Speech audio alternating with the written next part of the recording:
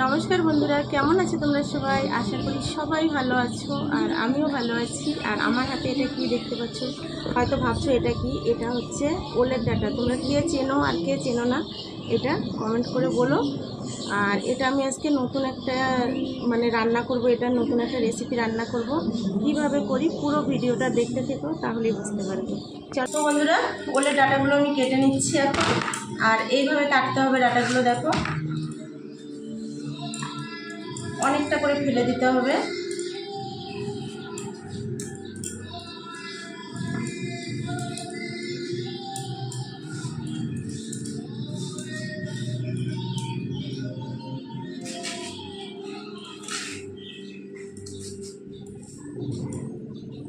এইভাবে কাটতে হবে।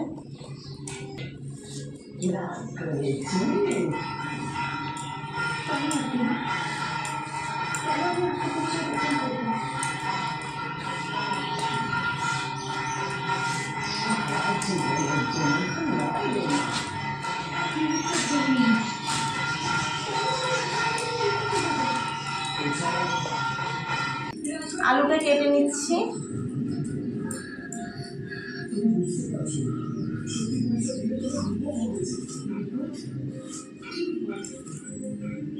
আর আলুটা এইভাবে কাটতে হবে।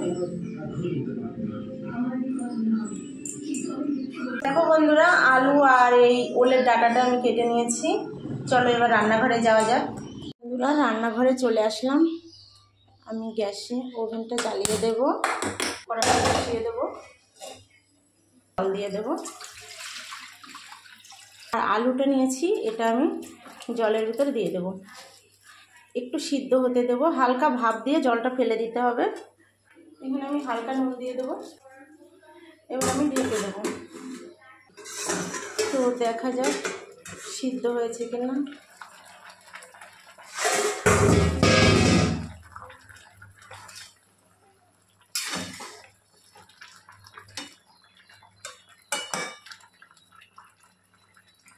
বেশিটা সিদ্ধ করব না, হয়ে গেছে। আমি একটু ভাপানোর জন্য রেখেছিলাম, পুরো সিদ্ধ হয়নি, হালকা হয়েছে। নামিয়ে নেব। কড়াটা বসিয়ে দিলাম। আমি একটু জল গরম করে নেব। এখানে আমি নিয়েছি কিছু কুচো চিংড়ি। আর এই চিংড়িটা শুকনো চিংড়ি, শুকিয়ে রাখা হয়েছিল সেটা। এই কুচো চিংড়িটা আমি এই গরম জলটার ভিতরে দিয়ে দেব। জলটার ভিতরে একসাথে দেব না, এখানে আমি জলটা ঢেলে নেব। কিছুটা জল এখানে ঢেলে নিচ্ছি। রোদে শুকানো আছে, এটা আমি গরম জলে দিয়ে দেব।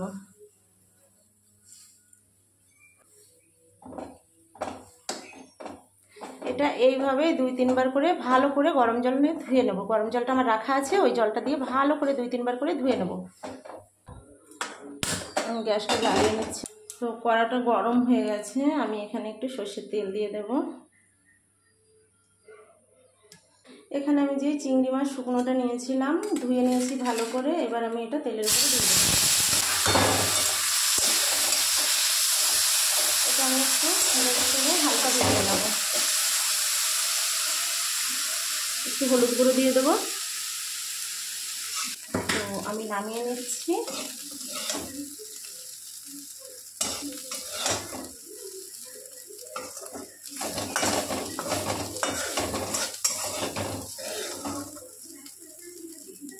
কড়াতে আমি সর্ষের তেল দিয়ে দিচ্ছি। তেলটা একটু বেশি দিতে হবে। তো আমার কড়ার তেলটা ভালোভাবে গরম হয়ে গেছে। এবার আমি এখানে নিয়ে নিয়েছি শুকনো লঙ্কা, তেজপাতা আর পাঁচফোড়ন। এটা আমি তেলের উপরে দিয়ে দেব। রসুন কুচি, মানে রসুন কুচি না, রসুনটা থেতো করে নিয়েছিলাম। আমি নিয়েছি পেঁয়াজ কুচি, পেঁয়াজ কুচিটা দিয়ে দেবো।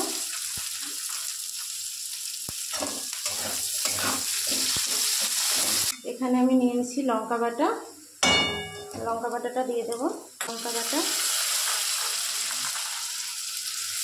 এখানে 1 চামচ আদা বাটা, এখানে পেঁয়াজ বাটা।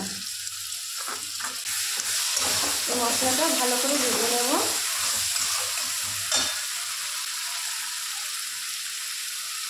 মশলাটা দিতে হবে একটু হলুদ গুঁড়ো, মশলাটা দিতে হবে একটু হলুদ গুঁড়ো, পরিমাণ মতো নুন। এখানে আমি নিয়েছি টমেটো কুচিটা দিয়ে দেবো, কষে নেব। এর জন্য আমি একটু জল দিয়ে দিলাম এখানে।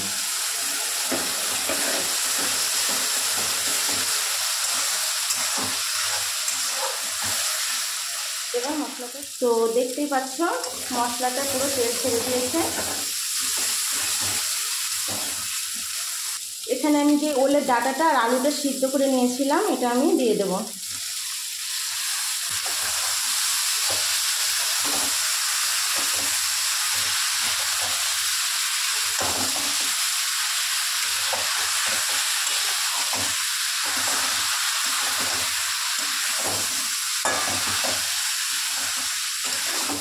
এই রান্নাটা যে মানে খেয়েছে একবার সে বারবার খেতে চাবে, মানে এত টেস্টি লাগে।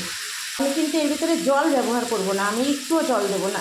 এতেই আমি এইভাবেই মানে পুরো ভাজা ভাজা করব সুন্দর করে। এভাবেই শুকনো শুকনো রান্না হবে। 10-15 মিনিট লাগবে রান্না করতে। আস্তে আস্তে রান্নাটা হবে, গ্যাসটা একটু কম করা থাকবে। এবার আমি এটা একটু ঢেকে দেবো, 2-4 মিনিটের জন্য ঢাকা থাকবে। ওকে, দেখে নেব।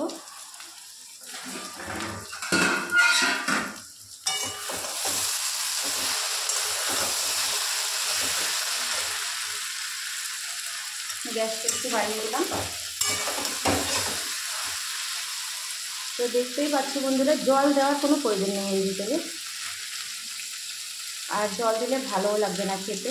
জল ছাড়া এইভাবে শুকনো শুকনো হবে সবজিটা, তাহলেই ভালো লাগবে। এখানে যেই কুচো চিংড়িটা নিয়েছিলাম আমি আগে থাকতে, যেটা ভেজে নিয়েছিলাম, এই চিংড়িটা আমি কিছুটা দিয়ে দেবো এখানে।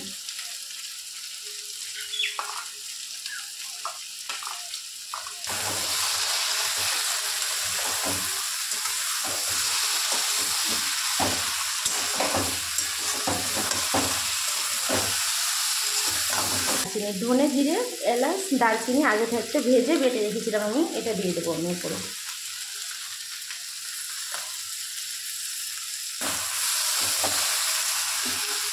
এই মশলাটা ভাজা মশলা, তার জন্য আমি লাস্টে দিলাম। তো এখানে আমি তরকারিটা নামাবো, হয়ে গেছে। এখন আমি ওপর দিয়ে একটু ধনেপাতা দিয়ে দেবো।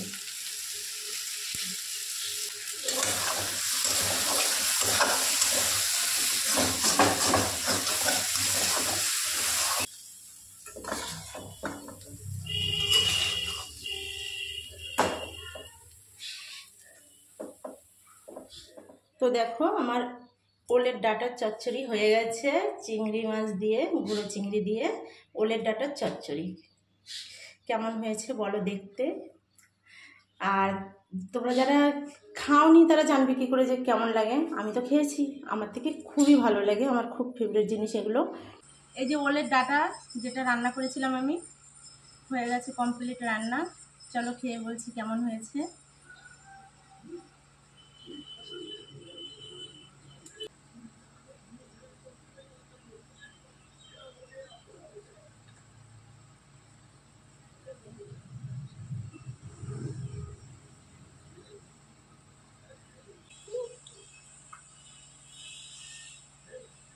খুব সুন্দর হয়েছে ওলের ডাঁটাটা। এভাবে ওলের ডাঁটা রান্না করে তোমরাও খেয়েও ঘরে। তো ভিডিওটা এখানেই শেষ করছি। ভালো থেকো সবাই, সুস্থ থেকো।